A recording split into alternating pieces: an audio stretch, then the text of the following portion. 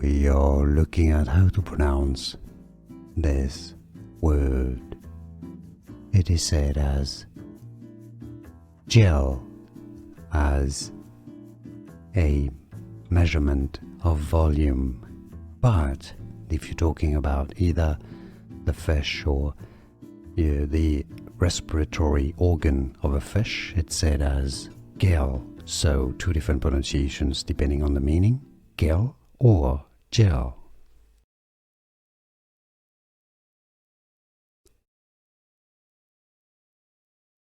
We are looking at how to pronounce this word.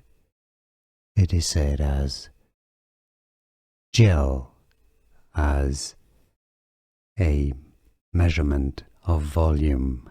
But if you're talking about either the fish or the respiratory organ of a fish, it's said as gill. So two different pronunciations depending on the meaning, gill or Gill.